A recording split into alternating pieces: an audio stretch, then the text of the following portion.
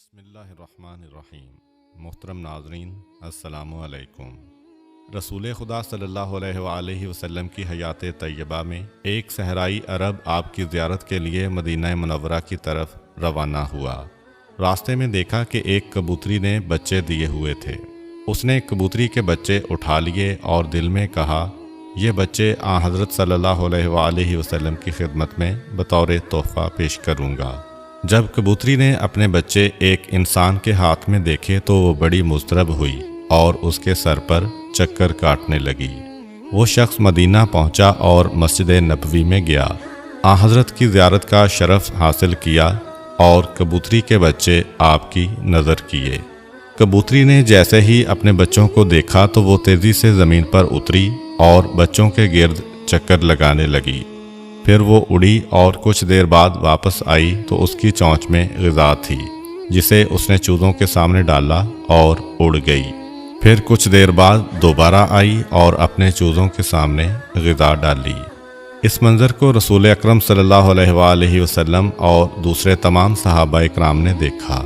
رسول اکرم نے اپنے صحابہ سے فرمایا، تم نے دیکھا کہ ایک کبوتری کو اپنے چوزوں سے کتنی محبت ہے؟ صحابہ نے کہا، بے شک یا رسول اللہ، آج ہم نے ماں کی ممتا کا یہ عجیب پہلو دیکھا ہے۔ حضرت صلی اللہ علیہ وآلہ وسلم نے فرمایا، مجھے اس ذات کی قسم جس کے قبضہ قدرت میں میری جان ہے اور جس نے مجھے برحق نبی بنا کر مبعوث کیا ہے، تم نے ممتا کی جو شفقت دیکھی ہے، اللہ اس کی نسبت ہزاروں گنا اپنے بندوں پر مہربان ہے۔ یہ سن کر صحابہ بہت خوش ہوئے اور انہوں نے خدا کا شکر ادا کیا۔ پھر حضرت صلی اللہ علیہ وآلہ وسلم نے حکم دیا کہ کبوتری کے بچے آزاد کر دیے جائیں۔ جالینوس اپنے دور کا مشہور حاذق طبیب اور بہت بڑا عالم تھا۔ ایک دن بیٹھے بٹھائے اس کے ذہن میں ایک سوال پیدا ہوا کہ خدا نے غلاظت میں پلنے والے سیاہ بھنورے کو کیوں پیدا کیا؟ اس غلیظ بھنورے کی پیدائش کا بھی کوئی فائدہ ہے؟ آخر اللہ نے بے فائدہ اشیاء کیوں پیدا کیں؟ کافی عرصہ جالینوس اس وہم میں گرفتار رہا۔ پھر قدرت کی طرف سے ایسا ہوا کہ اس کی آنکھوں میں درد شروع ہوا۔ جالینوس اگرچہ خود بہت بڑا طبیب تھا، لیکن اپنی تمام تر کوشش کے باوجود اپنی آنکھ کا درد ختم نہ کر سکا۔ دوسرے اتباع نے بڑی کوشش کی، لیکن اس کی آنکھ کا درد ختم ہونے میں نہ آیا۔ ایک دن ایک بڑھیا جالینوس کے پاس آئی اور اس سے کہا کہ میرے پاس ایک پڑیا موجود ہے جو کہ آنکھوں کے لیے بڑی مفید ہے، خاص طور پر درد چشم کے لیے اکسیر ہے۔ جالینوس نے کہا، آپ مہربانی کر کے وہ دوائی میری آنکھوں میں لگائیں۔ عورت نے سلائی سے وہ دوائی اس کی آنکھوں میں لگائی۔ تھوڑی دیر کے بعد آنکھ کا درد ختم ہو گیا اور جالینوس کو آرام آ گیا۔ اس کے بعد جالینوس نے اس بڑھیا کو بلایا اور اس سے پوچھا کہ تم نے یہ لاجواب دوائی کس چیز سے بنائی ہے؟ عورت نے کہا، گوبر میں پائے جانے والے سیاہ بھنورے کو میں نے پکڑ کر مارا، پھر اسے دھوپ میں خشک کیا، اس کے بعد میں نے اسے کوٹا اور یہ وہی دوائی ہے جو میں نے آپ کی آنکھوں میں لگائی ہے۔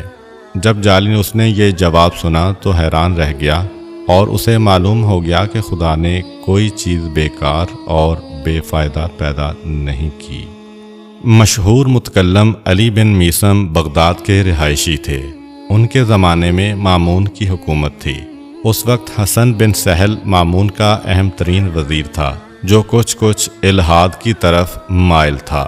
ایک دن ایک زندیق اس کے پہلو میں بیٹھ کر شیخیاں بگھار رہا تھا اور بہت سے افراد اس کی باتوں کو دلچسپی سے سن رہے تھے۔ وہ بدبخت یہ ثابت کرنے میں مصروف تھا کہ پوری کائنات از خود پیدا ہوئی ہے، اس کا کوئی خالق اور مدبر نہیں ہے۔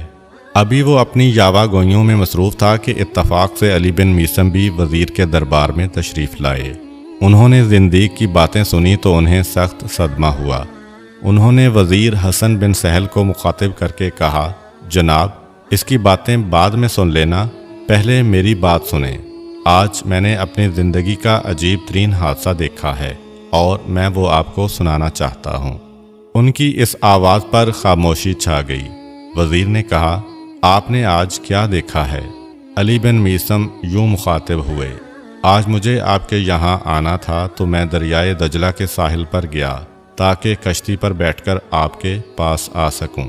मैंने देखा कि एक कश्ती किसी मल्लाह के बगैर चलती हुई दजला के किनारे आकर लगी। लोग उस पर सवार हुए।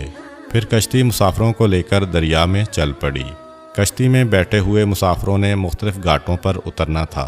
कश्ती हर एक घाट पर गई और मुसाफिर अपने अपने घाट पर उतरते गए। फिर आखिर में उसने मुझे आपके महल के सामने आकर उतारा। इसके बाद आपके पास चला आया।